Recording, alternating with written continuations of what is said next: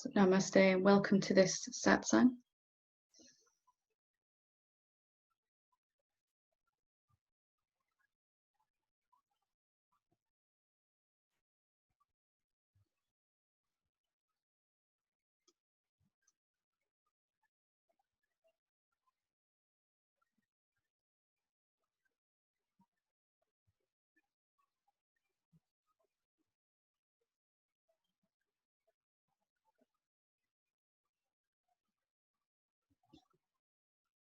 So today in satsang, I want to continue reading. There is a part one already on YouTube. This will be part two to my reading of my book, Transcending the Mind.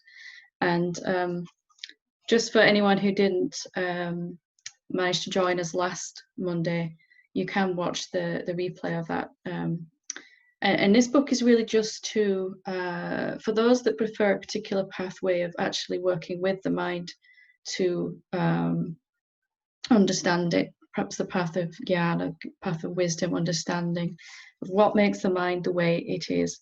And then from that, seeing there's a way to undo these noisy mind patterns. And the book is really a culmination of a study of why the mind is the way it is. And it's really from the misidentification that we have as someone. So in this book, there are steps, stages really to undo any mind pattern. When you undo, when you know where to pull on the thread, it will begin to unravel the whole weave that is the complicated, noisy mind.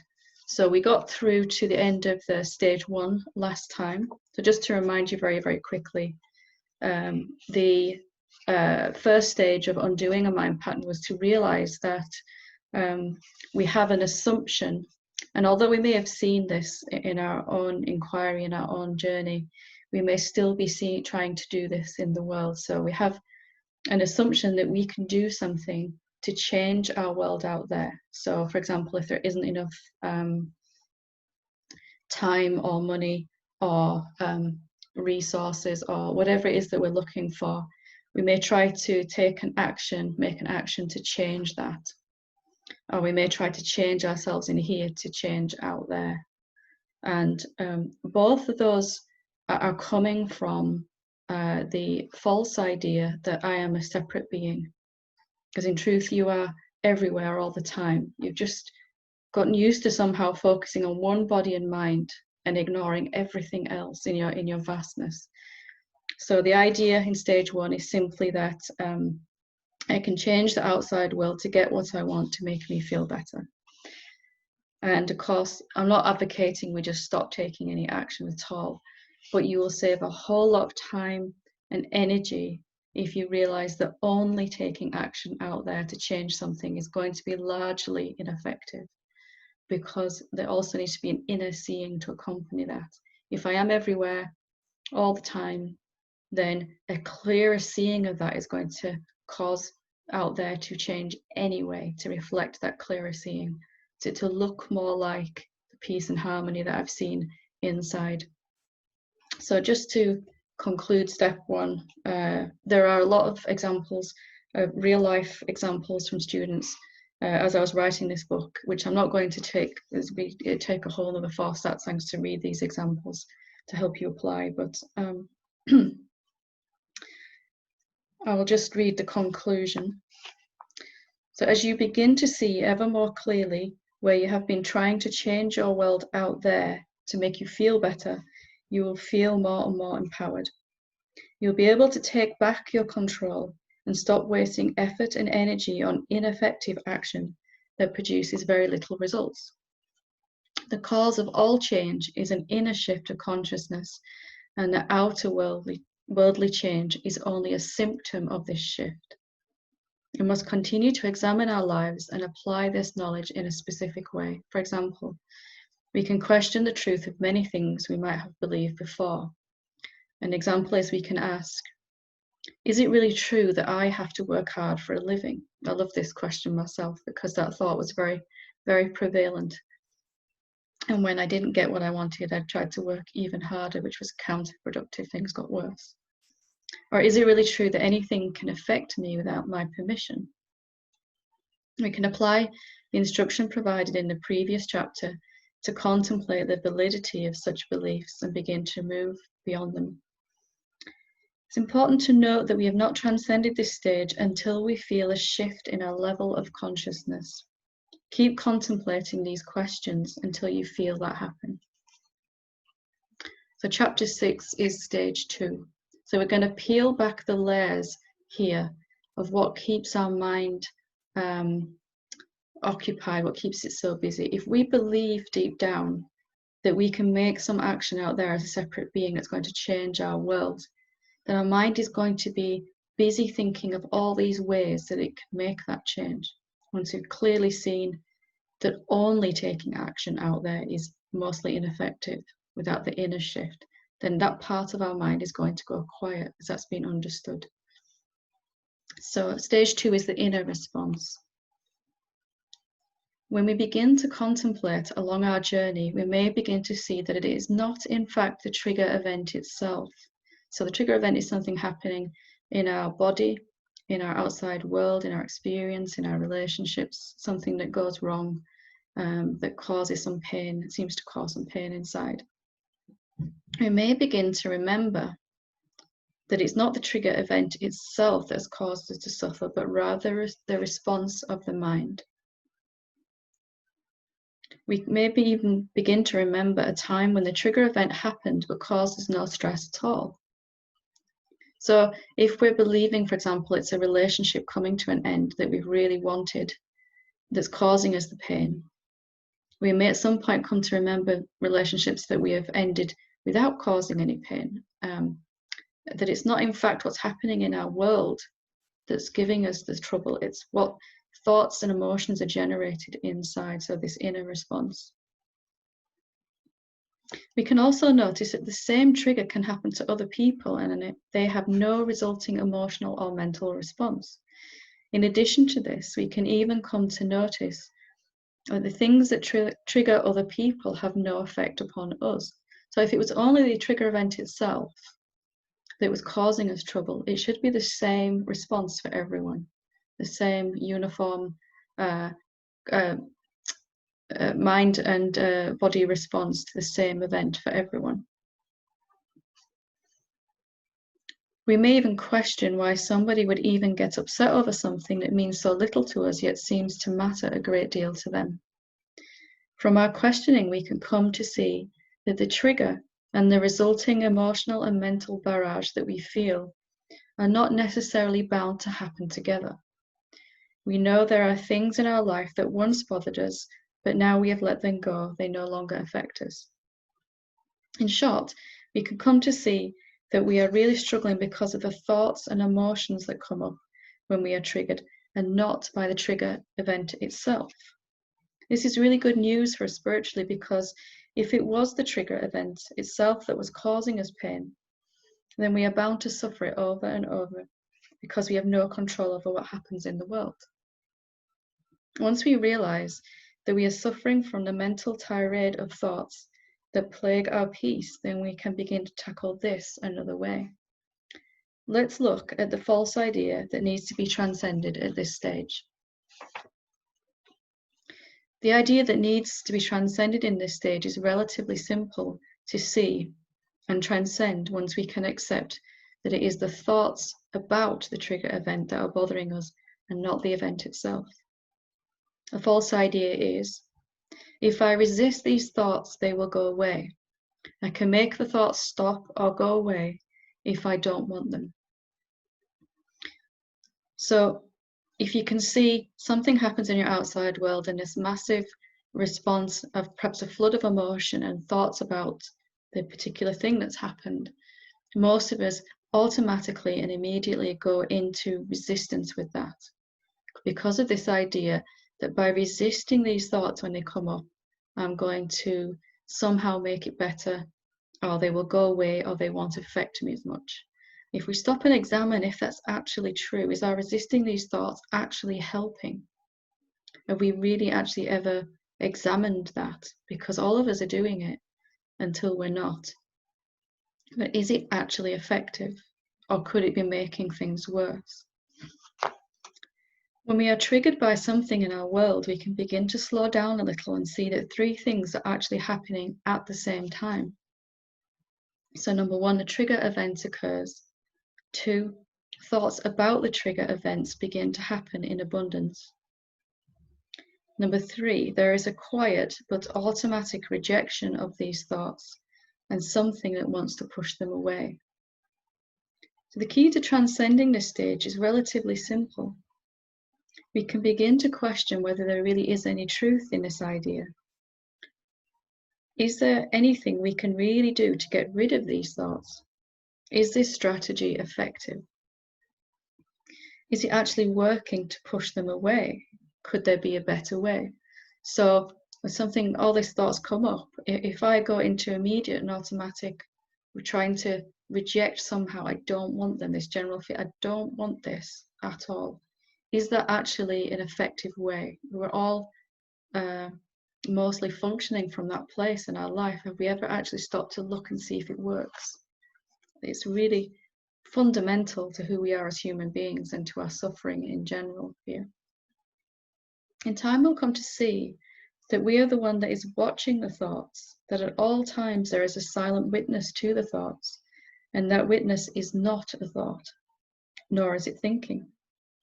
If we can begin to digest this revelation, then we'll gain back our power because we can simply watch the thoughts that arise and do not even need to reject them or accept them. More importantly, we can begin to notice that the rejecting or accepting of these thoughts is not really anything we can change. It's a biological or physiological process that goes on in our brain, and we cannot change it. Some thoughts we like and we want to pay attention to, others we do not like and we want to ignore them. We can simply sit back, metaphorically, and watch the thoughts come and go, and the urge to accept or reject them. So just the recognition that I am the awareness that's watching these thoughts. There is always an awareness watching these thoughts. We can know that because we know what those thoughts are. Even if awareness was completely absorbed in those thoughts and we can't remember anything else that was going on at the time, we must have been there to see them. Can the awareness actually reject anything or accept anything? Is that something it's capable of doing? And if so, if not, then is this idea that I can reject these thoughts if I am the awareness, is that going to cause us more suffering? Could it be that we're only suffering from this one thought, that there's something I can do about these thoughts? If we believe that, then we become a doer. In our experience, we have to try to do something about these thoughts. In time, we may even come to see that the accepting or rejecting of these thoughts caused by a trigger is actually a thought itself. There is simply a thought appearing that says, I don't want these thoughts. I like these thoughts and I want more of them. So either one of those. We can just be the witness of these thoughts too and need do nothing about them. They will go just as quickly as they came. So we're offering a third strategy here, not to try to push against the trigger event or the thoughts that come up in the emotion, and just to watch, just to be that witness in that moment and see if, as mind suggests, it makes it worse, or if in fact it actually makes it better. Because pushing against something, believing that we are pushing away, what if the pushing away is just as automatic and the same part of those thoughts that are coming up? And can we just sit back and watch all of that going on and just stay uninvolved from it? Okay. So, conclusion to this stage. For each trigger event in our lives, we can begin to write a list of the common thoughts that come to us when the trigger happens.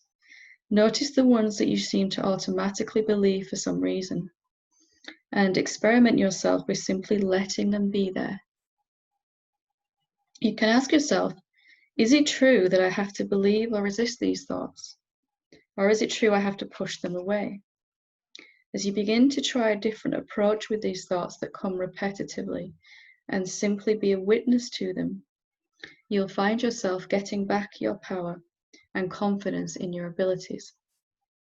This will bring joy back into your life because you'll realize that no matter how your mind bombards you for the rest of your life, you'll have the tools to simply witness the thoughts and allow them to pass. Never again need you be at the mercy of a relentlessly noisy mind that may seem to be insisting upon punishing you. So that in itself is huge. Firstly, the recognition and stage when it's not out there that's upsetting me, it's how I think and feel about it in here.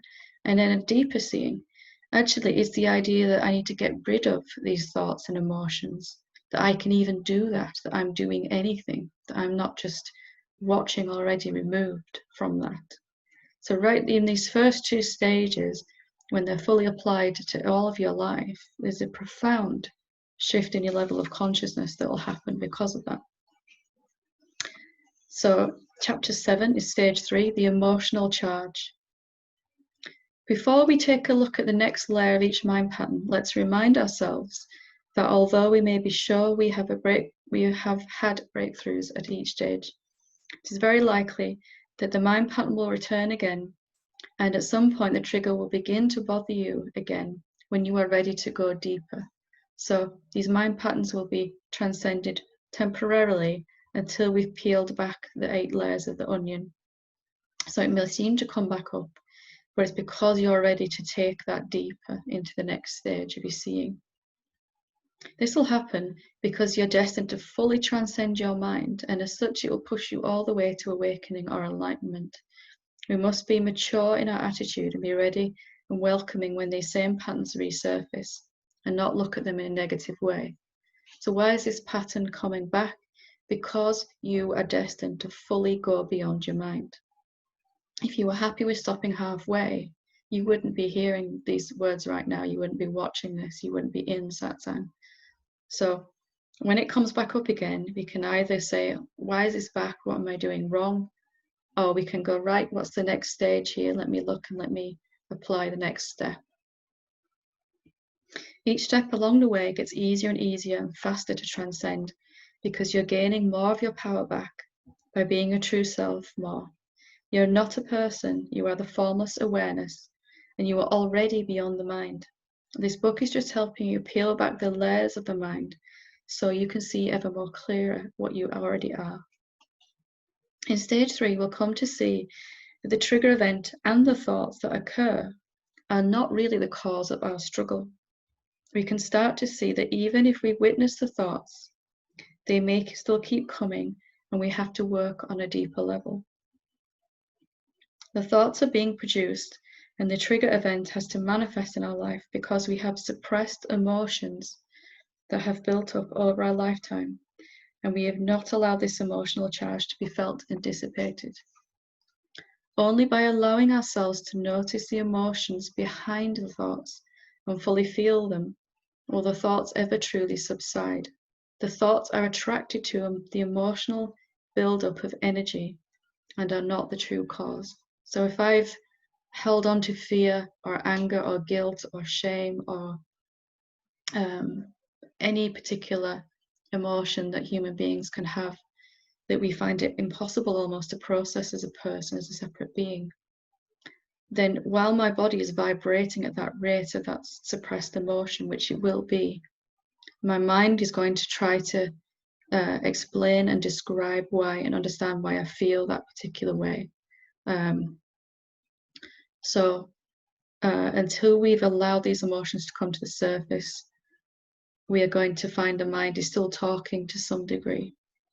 So we're going to look at how to do that. When I began to face these emotions myself, I found that there were a couple of assumptions that had stopped me doing this up until this point, and really checking out if they're true will really help your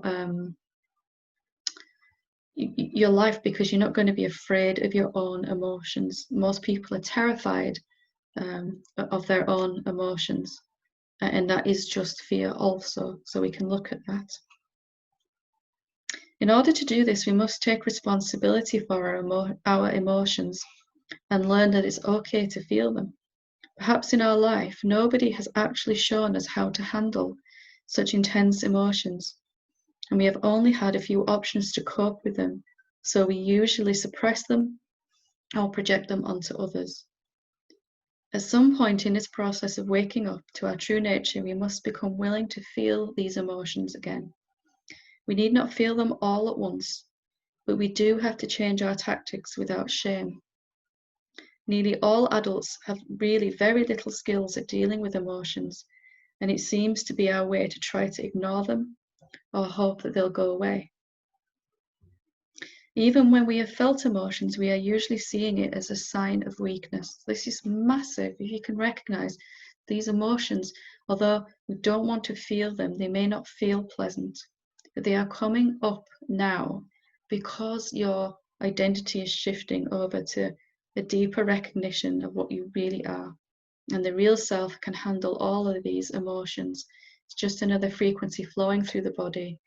So if this fear or anger that you really haven't ever had the courage to look at is coming back, then see if you can find a deeper place. Is there a deeper place that I can process this from, that I can handle this from?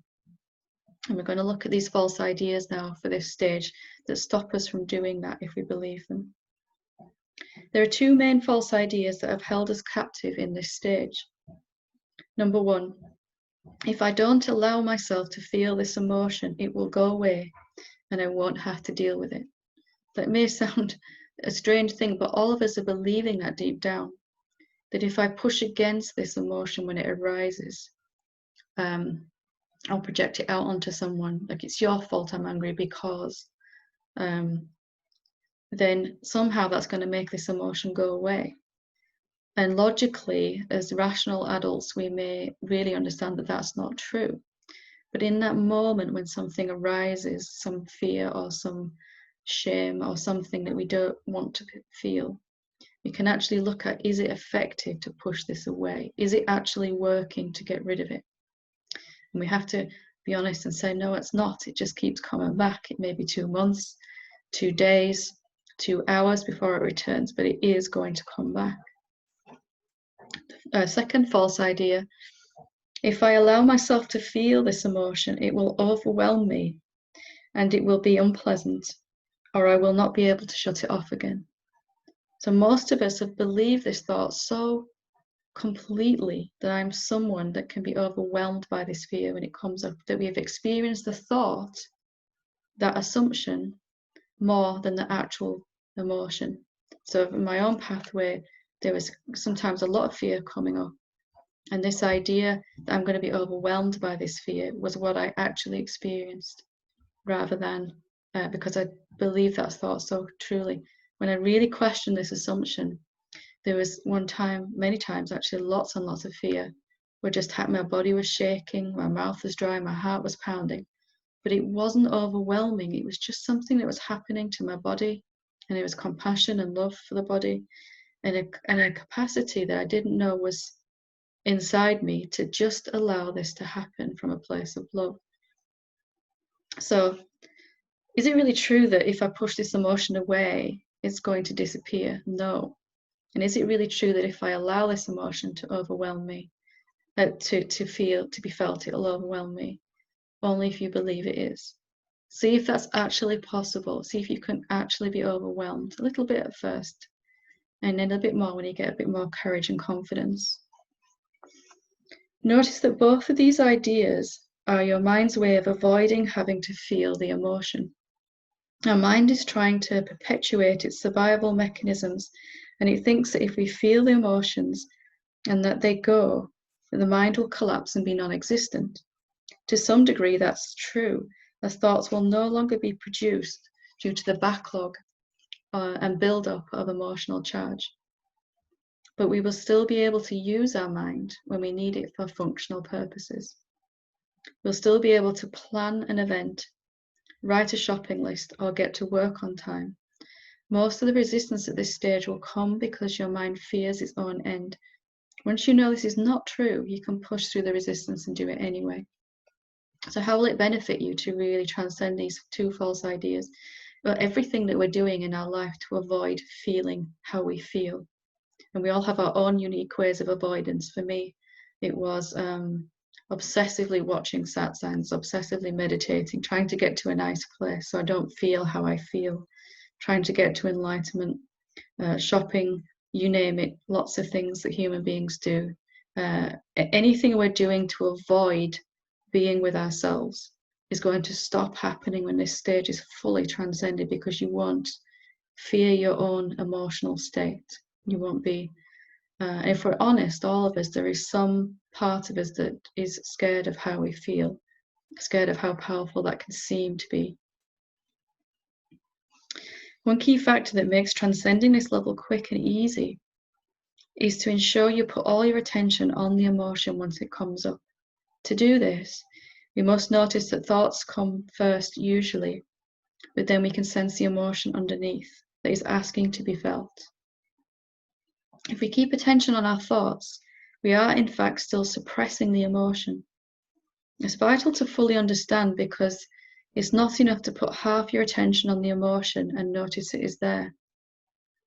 Imagine an honoured guest was coming for dinner at your house, perhaps someone you had not seen in a long time. Wouldn't you want to clear up and tidy around to make sure you could give them all the attention they deserve?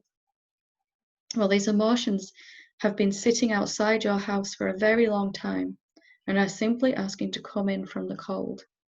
Incredibly, we find that once we allow ourselves to feel the emotion, it will begin to lighten and its frequency will change. Each emotion is on its own journey back to wholeness, but it needs our permission, our attention, and our ability to feel it fully. When attention is on the emotion only, then the thoughts that proliferate in these situations will immediately begin to quieten down. You will know almost immediately that you have hit on something key in your spiritual growth here and in transcending the mind, and you'll have immediate proof that resisting emotions causes thoughts to continue or multiply, and not the other way around, as our mind would like us to believe.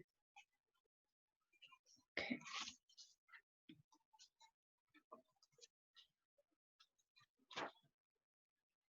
So the conclusion for this stage: it's a good idea to make a list of all the emotions that you feel on a regular basis and look at each one in turn. Which emotions are you closed off to? And which do you seem to enjoy in some way? Although this may seem like a strange thing to ask, if we're really honest with ourselves, we may be surprised. Perhaps we hate to feel scared and push it away at all costs, but we secretly love feeling angry and venting or ranting at someone or something. We might hate to feel ashamed and close off to it, but we may enjoy being a victim on some level too. So I had to get really honest with myself here and admit that there was some part of me that enjoyed being angry, not my deeper self, but there was something that liked being a someone and wanted to continue that energy, that continue thinking and feeling that way. And we can look at that within us without any judgment, that it's just another part of our being. Then we're not going to be suppressing that. We can actually begin to just step back into our own peace. If we are reveling in a particular emotion, we must notice it non-judgmentally and simply begin to feel it without thinking about it. Putting attention only on the emotion and not the thoughts about the emotion is key. Feel each emotion when it comes, notice the emotion, and welcome it the best you can. So you don't have to be perfect at this. Nobody is going to be jumping up and down with excitement if there's a lot of fear coming and I'm so glad I'm terrified. That's just not going to happen. But you can search your being and ask, is there a little bit more welcome for this that I could find? And if there isn't, there isn't. You're doing the best you can in that moment. But you can all be a little bit more open, just feel a little bit more of that emotion in any moment. It's entirely up to you how much you feel. But if you're going to feel that part of it, then feel it fully. You don't have to do it all at once at all. For myself, it was in many stages and little bite-sized chunks that I could deal with. And it's completely okay to do it that way too. Feel as much of it as you can feel, and then it'll begin to lighten and shift. You'll notice this gives you a sense of confidence and strength in your life, which comes from knowing you are able to feel anything that comes. Remember, it is resisting the negative emotion that makes you feel bad and not the emotion itself. So I can guarantee this is true. I have actually felt terror and bliss and peace, all three at the same time. And it's a regular occurrence on the path. Only if you feel, if you're resisting the fear, then it will only be, you'll only feel bad. If you're welcoming the fear, there'll be fear happening inside the greater peace of your being, the silence of your being. You'll notice that this gives you a sense of confidence and strength in your own life, which comes from knowing you are able to feel anything else that comes. So can you imagine for the rest of your life knowing that whatever your body feels, whatever emotion is generated, you will be able to just handle it? That's just complete freedom right there, to never be scared of. We're all trying to change our experience so drastically so that we feel better. But if you have this idea deeply within you and you've experienced it, that you can handle whatever comes up in your emotions, from good to bad to ugly, then you're not going to be desperately trying to change anything, and you'll feel better anyway. You won't be disturbing yourself. Remember, it is resisting the negative emotions that makes you feel bad and not the emotion itself. You're a human being who is designed to feel. And so when you fully let yourself do this, even with the hardest emotions, you'll find that your freedom is right back in your own hands. Don't listen to your mind and fear the emotion. So we'll move to chapter 8, which is the fourth stage, which are the basic assumptions of mind. So we can see it's not the trigger that's bothering us. We're not going to stop trying to change the trigger only. We still take action, but not only the action. We're going to see it's not the thoughts per se, it's the idea that I can resist and change these thoughts. Third stage, the emotional charge that is generating the thoughts and the trigger events. They're all the same thing. And now we're going to look at the seed thoughts, the root thoughts that we are unconscious of, and perhaps never have even recognized that we believe them, but we can tell we are because we're feeling the emotion and seeing the effect of these thoughts in our life. So we can see in this stage that all negative emotions are the result of some deeply rooted beliefs about ourselves that we have not wanted to see consciously. These beliefs are thoughts that have been believed so often that we never question their truth anymore. These beliefs are usually buried deep down within our psyche and manifest themselves in many ways in our lives.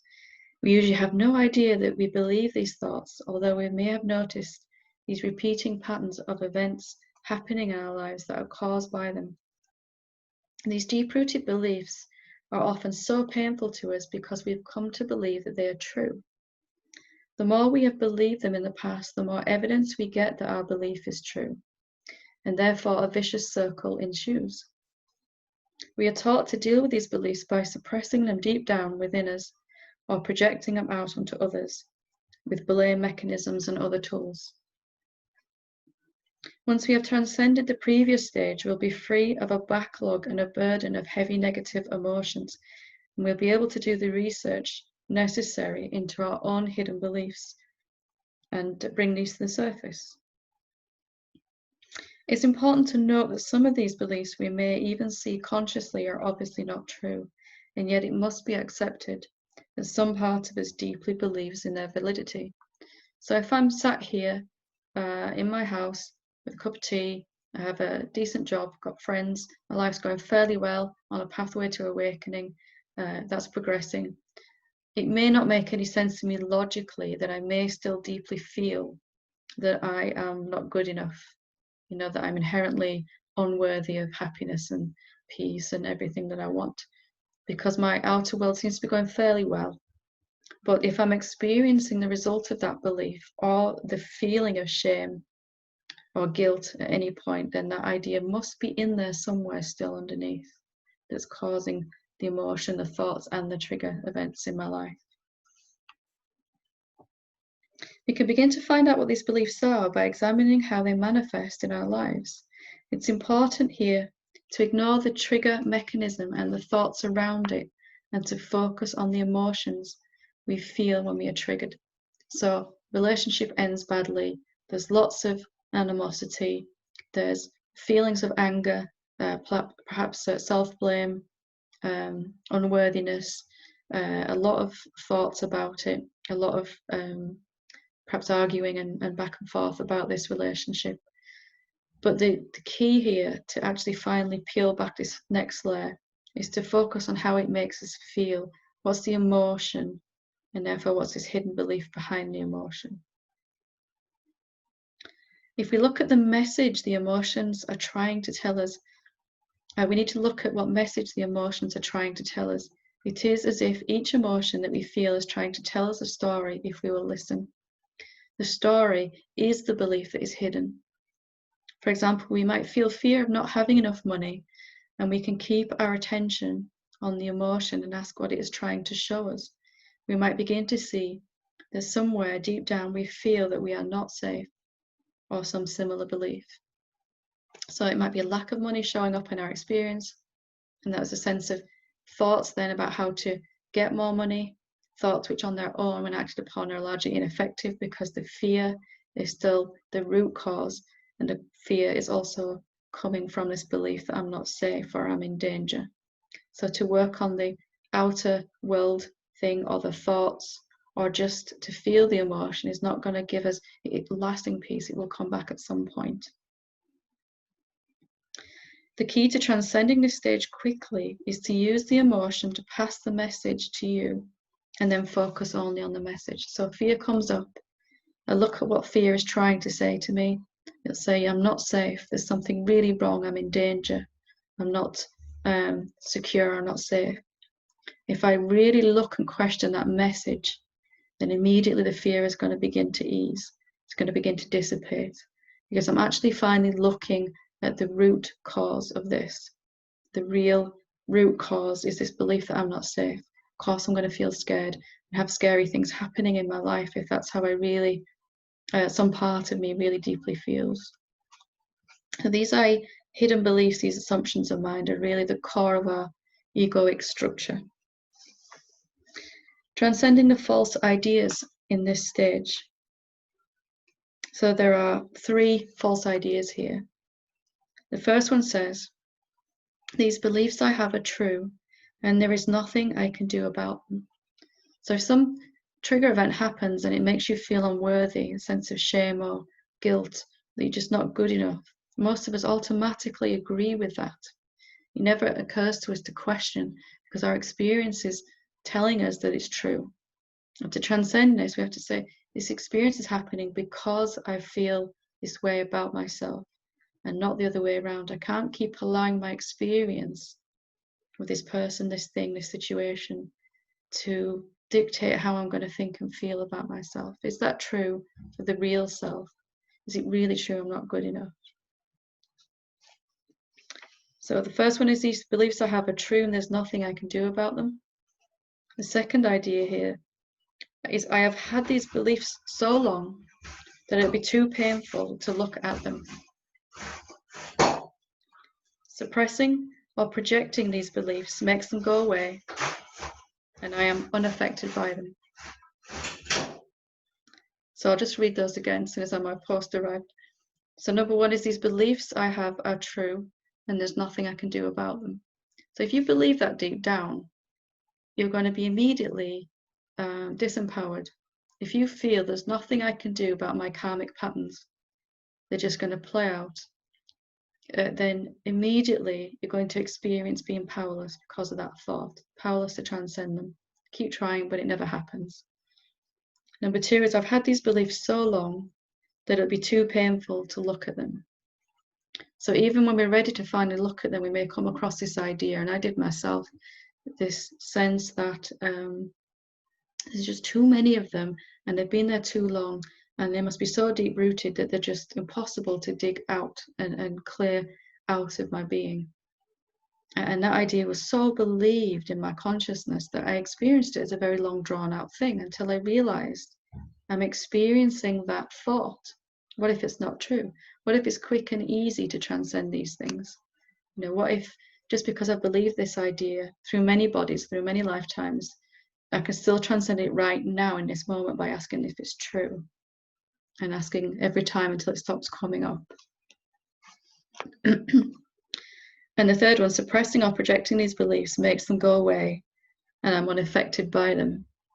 And I realized that I've been approaching my spiritual pathway like ostrich. You know, if I just bury my head in the sand, it'll all go away. Or if I bury my head in deep meditation and make myself feel better through some nice peaceful state, do some technique or something, then these things will just, or somehow I'll leave them behind. You know, they'll just disappear. And of course, the opposite of that is true. So once we have the list of beliefs, we can begin to use a very simple technique of contemplation of their truth. So there's a list of beliefs on the Facebook group, the Sangha group that we have on Facebook. And I'm not sure whether it's actually on the website or not, but we'll look into that. So the list of emotions and their stories that we feel. So guilt and shame, you can imagine that says I'm not good enough. Fear says I'm not safe. Anger says I can't get what I want or need, I'm being blocked. You know, there's a sense of blockage. Once we have the list of beliefs, we can begin to use the simple technique of contemplation of their truth. The assumption that our mind has made at some point is that they are true, and it has never been questioned since. So at some point back in your evolution as a seemingly separate being, perhaps thousands of years ago, hundreds of bodies ago, you decided that you were just not good enough. And ever since then, it's been playing out in your life. All of our past life karmic beliefs are playing out in this lifetime as our particular problems and challenges. And it's quite astonishing when you recognize they're all playing out right now because I've simply never questioned if it's actually true. It was accepted as true, and it was filed away inside as in a little drawer, or a big drawer for most of us. It says never question these again. So this stage is just getting those back out. Just because I've been experiencing them for eons, is it actually true? By believing these thoughts so quickly and automatically, we do not even notice that we are no longer questioning them. The technique works to undo the assumptions that they are true and bring them into the light of our awareness. The very moment we begin to question if they are true or not, we are becoming free of their effects, and they are no longer duty bound to experience the result of that belief.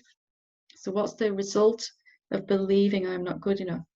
Endless guilt, endless shame, endless trying to get somewhere to prove myself, endless thoughts about why I'm not good enough and when I'm going to get there and how to get there, and endless trigger events in my world that prove that I am not good enough, that I'm just not quite up to par.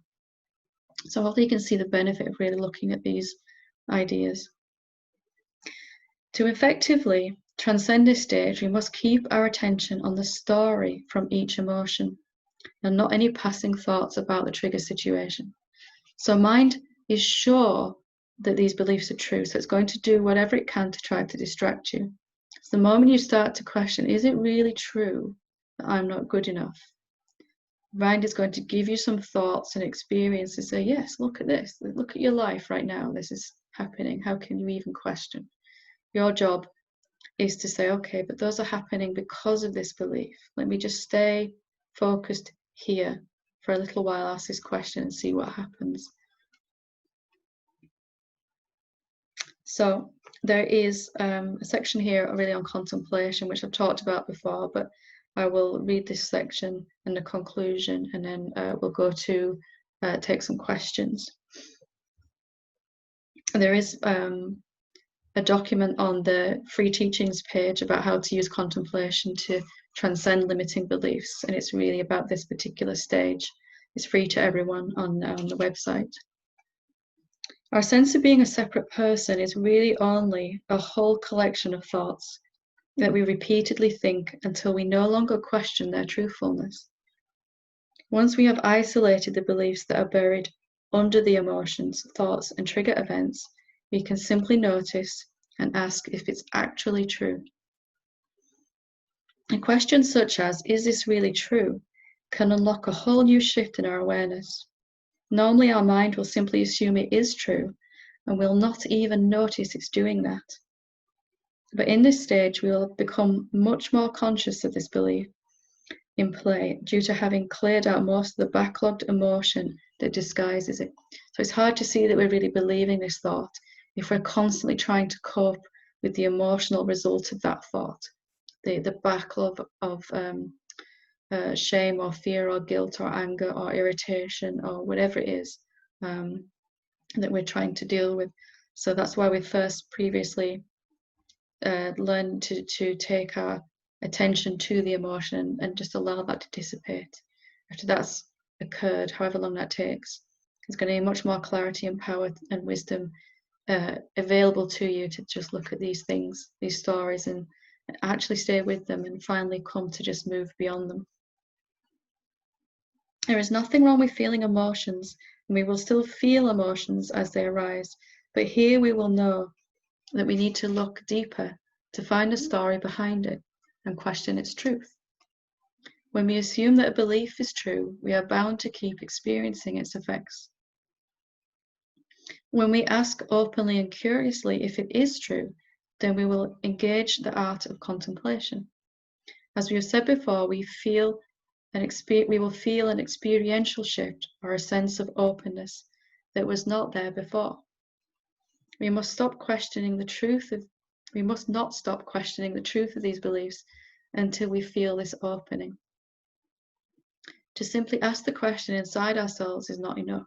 We must give space for an answer to appear in all the forms it wants to do so.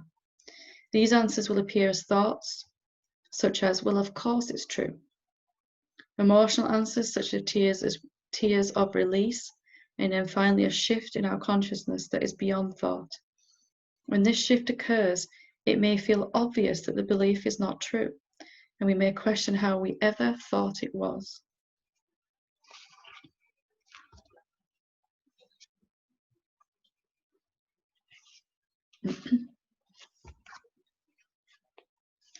So the conclusion here, in this stage we may be surprised at how the mind actually works. We may even find contradicting sets of beliefs coming up as this investigation occurs.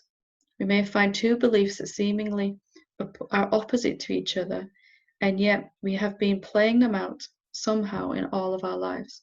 So for me, when I looked at these beliefs, I had this idea that I wasn't going to feel safe until I had enough money.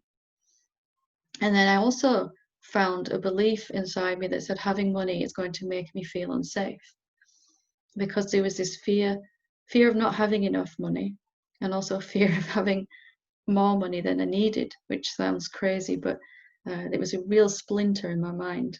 So I'd keep drawing in some money, and then it would just get frittered away because of these opposing beliefs happening.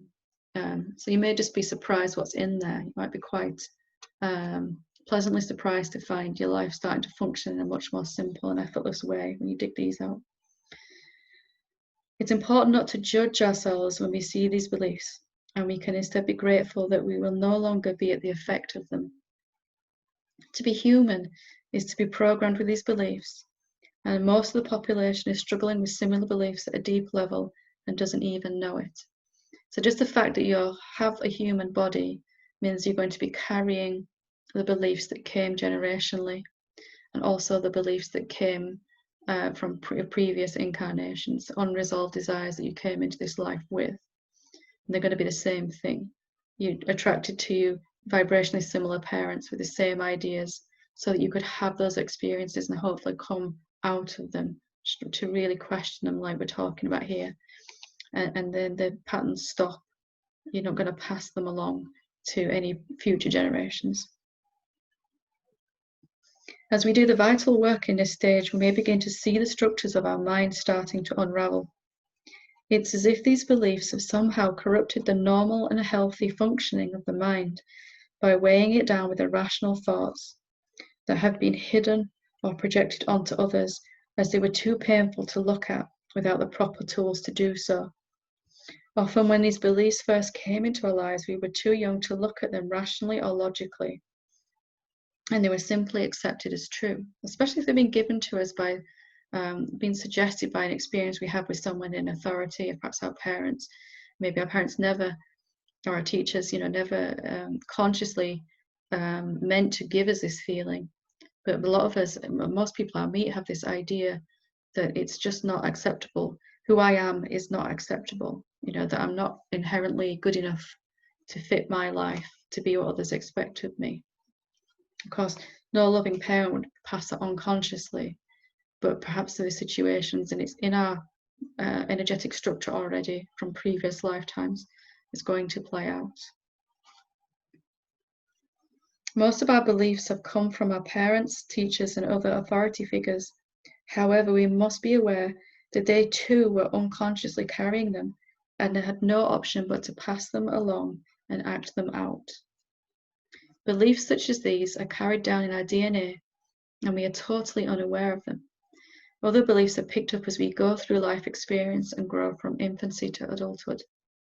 Continue with your contemplation and asking if these beliefs are true, even when you feel you have had an answer. As we undo the tendency to automatically believe these thoughts, we can experience a never-ending deepening of the opposite to them, and life can become quite wonderful. So if I had a fear of not having enough money, it comes from this symptom, this root thought of I'm not safe, I'm in danger. So I continued to question this idea until it was no longer showing up anywhere in my life. And until there was no longer any fear being felt on a regular basis as a result of that thought.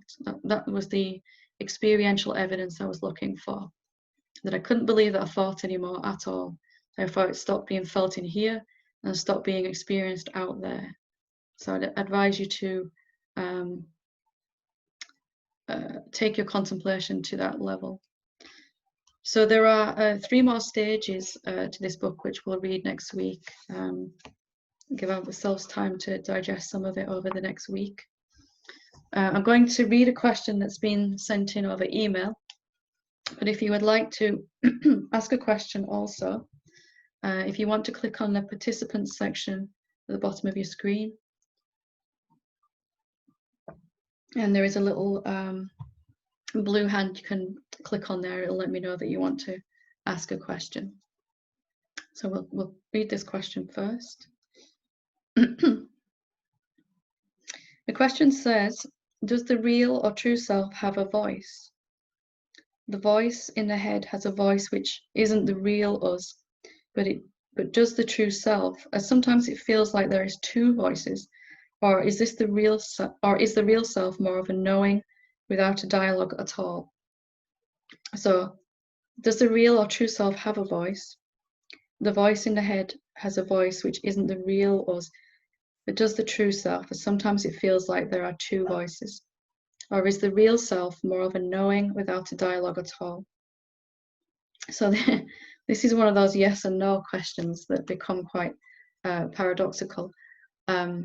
If you could say on one hand that the real self is absolutely silent and has never spoken and never said anything. But also, for myself, it was easier for me to recognize that there is only the self, and that, excuse me, there seems to be 2 voices, because there'll be one voice where the self, the infinite self, is still speaking from the idea, through the idea that I'm a separate limited being. So that's where our egoic sense of self comes from. You'll notice this voice that's speaking from a place of lack, not enough. It's not enough peace, not enough joy, not enough happiness, not enough money, not enough time, energy, whatever it's saying, not enough love. And then there are those, when the self has transcended this idea, or there'll be those parts of your life where you're already thinking from this place, the thoughts will be more from an unlimited nature. Maybe this was never my problem, maybe I am everywhere, maybe, I've never been what I thought I was. So if you're sort of trying to split yourself into 2 voices, I found it much easier to just recognize there are some parts of my thinking that were coming from the old idea of what I was, and there's some parts of my thinking that's coming from the true recognition of what is real about me, the fact that I'm everywhere all the time, and not subject to anything that goes on within the body and mind. So hopefully that helps to just simplify. I did believe that, there's the higher and lower self for a while, and it just got very confusing, and I felt divided.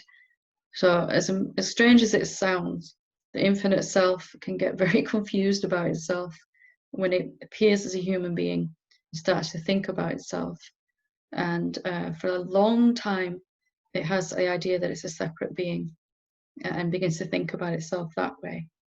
And you can recognize those thoughts because they tend to be in opposition to what is. And they're usually thoughts about trying to get somewhere or become something, or to get rid of something within myself, all of those ideas. So, and there'll also be the other side of that, where there's much more of a clearer, simpler, powerful clarity of thought that's available as you're freeing up, questioning these beliefs and freeing up the energy that's tied up in those. So hopefully that helps to the real self, you could say, it's speaking through every human being all the time. It's appearing as every form. It's speaking as each human being, even those ones that are still confused about their real nature, even those ones that have no interest in waking up. They're completely still inside this idea that they're a separate being. So it's speaking of all of those, and there's no difference between whether it appears as a sage or whether it appears as a person that's acting in quite narcissistic ways.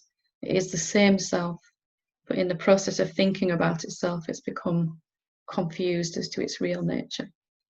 Okay. I hope that's helped. We'll go to Sergio when you're ready to ask your question. Thank you. Hi. Hi, how are you? Good to see you. Good to see you too. Everyone. When you say that is like in my case, my experience with money, that I have always have the sense that I had to struggle in order to feel secure or feel that I'm okay. If had to work on that, to like if I say I have to work harder in order to make more money, mm-hmm. And then what if I don't work harder and I just relax? What actions will come out, or how to work, or how do I know that I can be working by questioning, is it really true that I'm not worth it? Or I'm if you could please clarify on how to, and then how could I see if I'm making progress on that work? Yes. Yeah, that's a good question. I think it'll affect a lot of people, as it did for me as well. But firstly, I started to recognize, I'm not working. I'm not doing anything. As there's clearer recognition of what I actually am. My body is working. It may work a certain number of hours per day, and then money may come in as a result of that. But am I actually working? And if I'm just the witness of all this, what effect is it going to have if I keep believing I'm working? Because the more we wake up to our true nature, the more this belief is going to get in the way.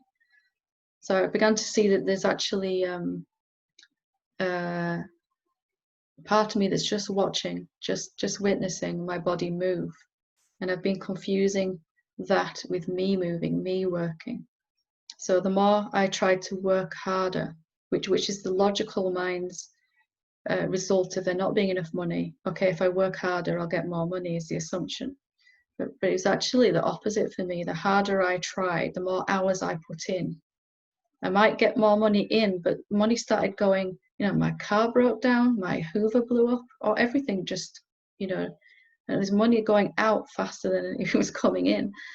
So there's something backwards here. I couldn't figure out what it was. So I started to ask the question, even though it really went against some of my programming, well, a lot of my programming, is it really true I have to work for money? And my mind is screaming, of course it is, look at the situation that you're in.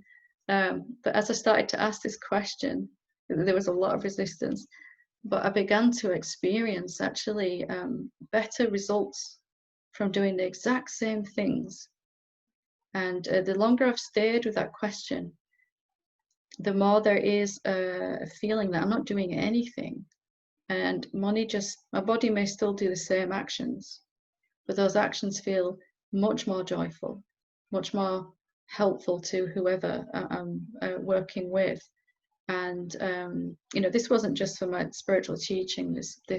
It was when I was cleaning houses and everything. The actions became joyful because I didn't have the sense that I was working.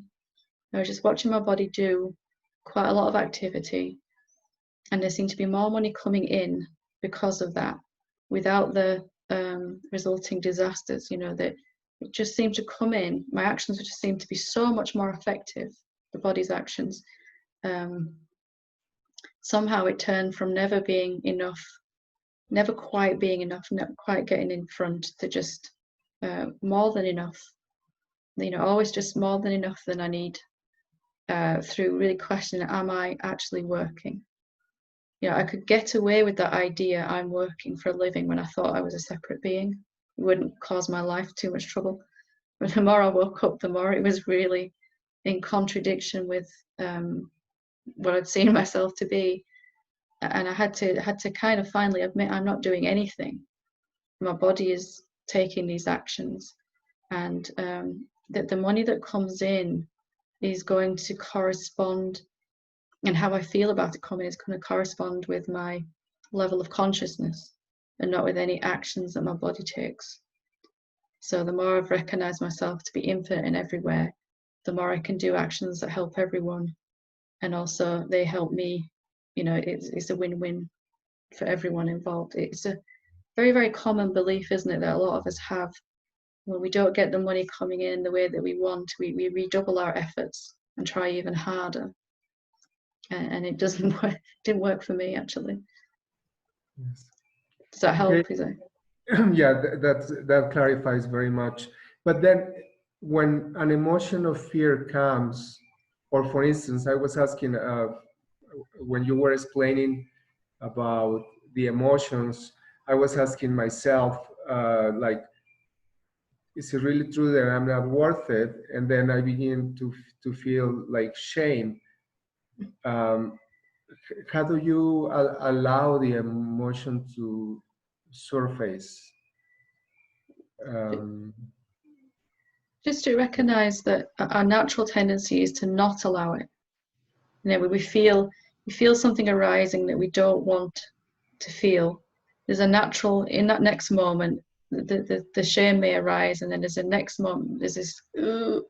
So you're just kind of noticing that ooh feeling as well, and allowing that, instead of, you can just allow that to arise, the urge to reject, without identifying it. I don't have to reject. There's an urge to reject, just like the emotion arising. Just like if you feel bliss or peace, there's an urge to grab as well, isn't there? So we don't have to grab that either. You know, our egoic sense of self is always doing this, or doing, you know, I want this and I don't want that. So you can just notice that urge, the emotion surges, and then there's an urge to push it away. You can notice that if you slow right down in that moment when the emotion comes up, you'll notice that they're just, you've automatically identified with the urge to push it away. I don't want it. But that could just be another thought. I don't want this emotion. It just arises and disappears.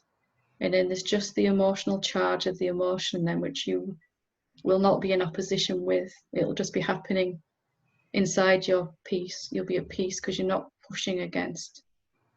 If you sort of watch what happens when an emotion comes up, we've so long done this that we put them together, the emotion and the urge to push it away. You know, we've got used to we think that they're the same thing, but you can sort of slow down and feel the emotion without pushing it away. Yeah. Thank you. Very different experience then. You can feel any emotion from that piece. Lovely. Thank you. Good questions. Okay. Would anyone else like to ask a question?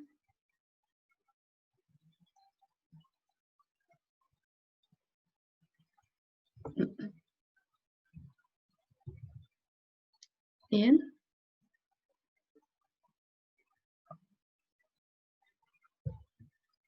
Hello.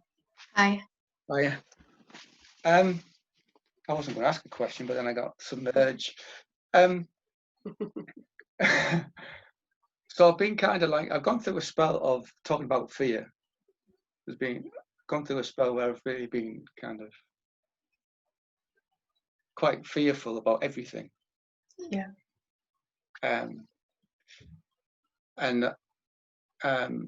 So you told me to stay with a question. Is it true that I'm not safe? So I've kind of really like done that a lot.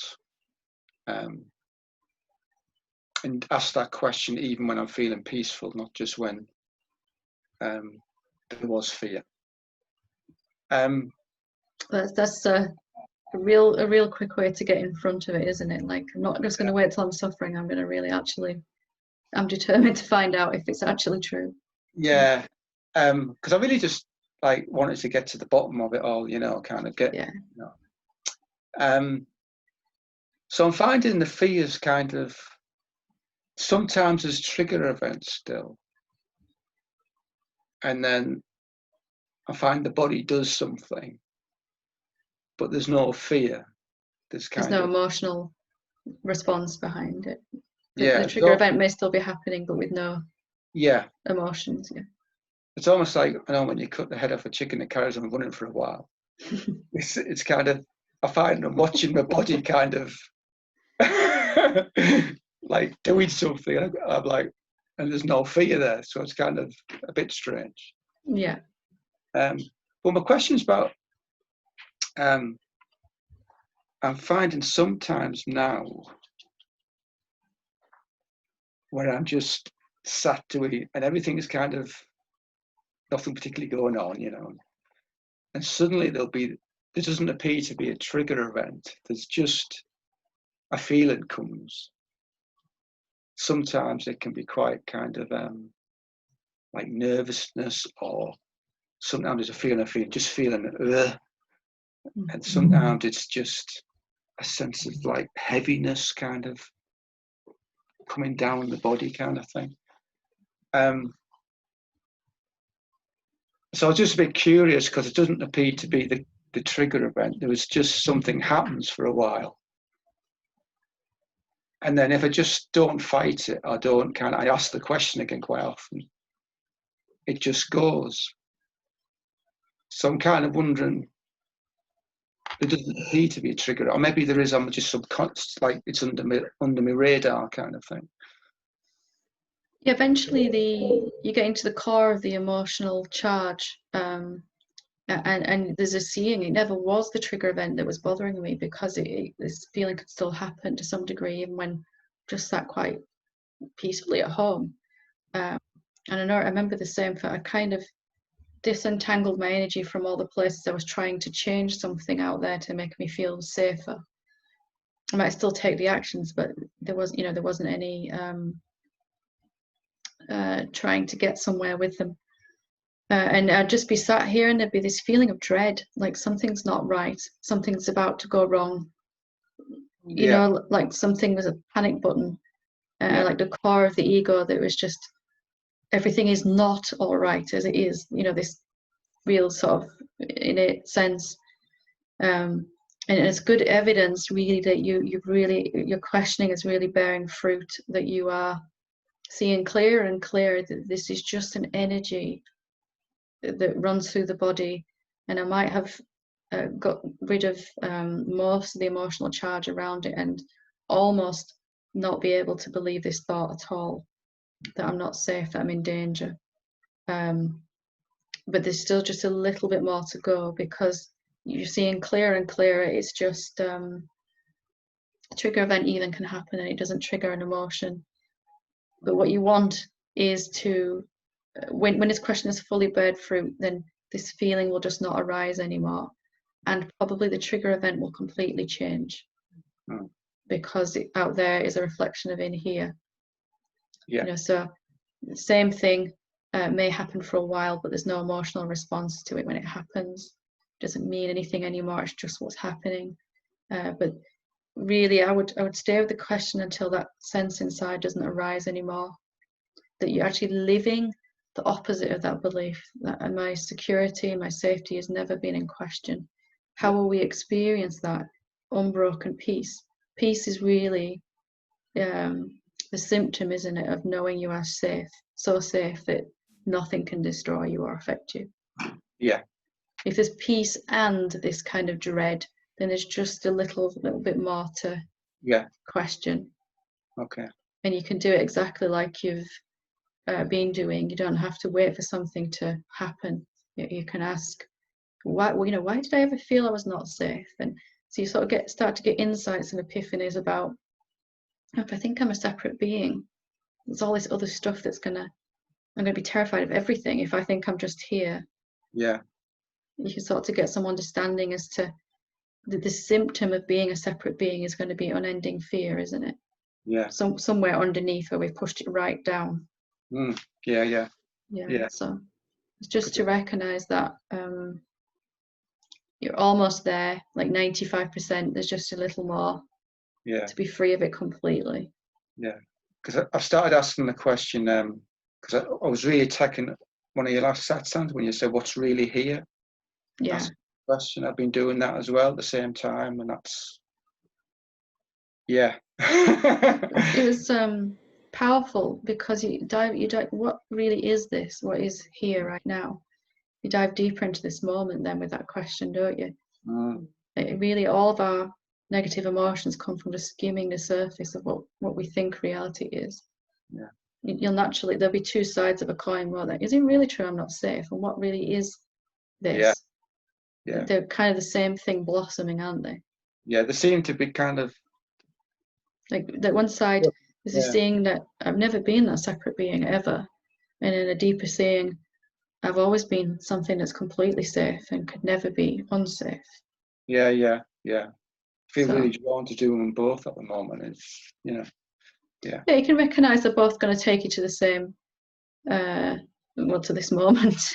Not the same place because it's not traveling anywhere, but so you'll notice that with it's the same for me with guilt and anger, the other two, as well as fear. The trigger events were happening and there was no response, but there was, every now and again there was just a little something flared up. I've got to try harder. Well, hang on a minute, that's not, something like that. Just a little thing that just to show you, still here. I'm trying to regrow from this little root. Yeah. A whole tree comes from that if you don't chop it. Yeah, I've got you. Lovely. Can I just question. Thank you. Yeah, of course. When I was listening, some of the trigger events and the emotions were reasonably obvious. Sometimes there'd be things that I could see I was reacting to, and when I did this work, I could recognise what the trigger was. But sometimes I didn't even know that they were within me, and there'd just be things happening. And I remember specifically sitting in your house, actually, kind of having a one-to-one, and you pointed something out about me that I'd never even realised because it was so subtle, and I was just so accepting that was just how it was. Yeah, we've all had these experiences playing out in our lives for so long, we don't even notice. Yeah. Oh, absolutely. Yeah. Just wanted to share that. Oh, thank you. Appreciate that. Lovely. Thank you. you. Vidya?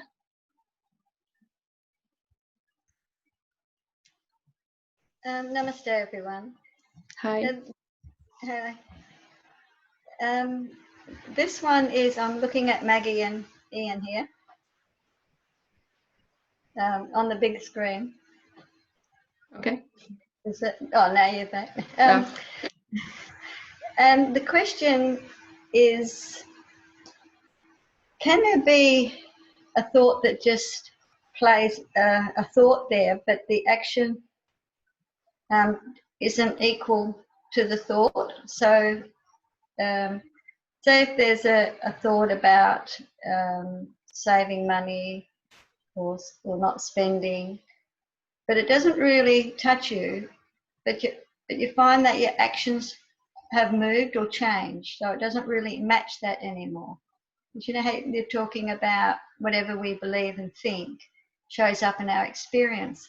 Is it possible that there can be like a resonance of thinking which you really is old, but it's not actually playing out? So it's almost like if I paid attention to that thought, you mean I could guarantee it might play out, but say it, but I'm finding there might be little thoughts there and I don't really give it much attention, and then I find that it's not even true anyway. It's not playing out that way. So yeah, the fact that you can see the thought means you're transcending it, because most of these are unconscious within us. You know, we so unconscious we never question them. Like, it's obvious I'm not good enough. Look, you know, so as you start to come out of these thoughts, you will begin to notice them still playing around in mind, but they won't have the power and there won't be the emotional charge generated from them, which is the evidence that you're believing them less and less. They're just like mind talkingness going on. So and you'll notice that, you know, if there's a thought about saving money, there's a knowingness that there's always going to be more than enough, in my experience now. Can never run out. okay. So but mind may still suggest, well, you might want to save some, you know, and I'm not going to sort of say, well, of course that's a good or a bad idea. I might still do those actions, put some money aside for something I need later, but from this place of wholeness and not being able to run out. So that the thought may change from that could have been a very fearful thought. You need to save money because you don't have enough. What happens if the car breaks down? Or then it can just become a useful thought. It might be the same thought saying, you should really put some aside. Now you've got a little spare, you know, and that may be constructive thought. You can tell from the emotional response to it how you're feeling. If it's just a passing thought, then there isn't any ability to really believe it's true for you anymore. Can you get a sense of what I'm saying? yeah, so basically if it's yeah, almost like it's no emotional charge. Yes, there's just or like an intuitive sense to do that. Yeah, it makes sense. Yeah, and sometimes it's yeah, especially if it's a new shift. Yeah. You know, it hasn't played out enough for me to not be aware of the thought. That if it was a new experience that, you know, there's plenty, I don't need to worry about it, that thought would just it wouldn't bother me eventually. It doesn't bother me, but it wouldn't really show up because it would just eventually, a bit like if you don't put wood on the fire, it will just go out. So yeah, the sparks coming off that fire are going to die out as well, aren't they? But yeah. it's worthwhile looking at why is that thought there as well. Maybe it's actually trying to tell you something. Like, finally, you know, just because you've woken up to the truth doesn't mean you're not going to have a pension plan or savings or life insurance or anything like that. You know, there's this kind of assumption that awakened beings wouldn't do anything like that. You know, why would they need to do that? But you know, mind might be saying, oh, now's a good time to do that. Now you've kind of stabilized your vibration around finances, type of thing, you know. So that might be another reason it's showing up there that particular way as well. It might be that now you can do that. Now you have, you know, the situation has got a little bit better or whatever. But those, like you said, those thoughts are generated from the emotional charge, so they'll begin to disappear more and more. And the mind can go back into silence in this area and in more and more areas as we're not believing these root thoughts, beliefs, assumptions, and all the thoughts that are generated from that begin to quieten down as well.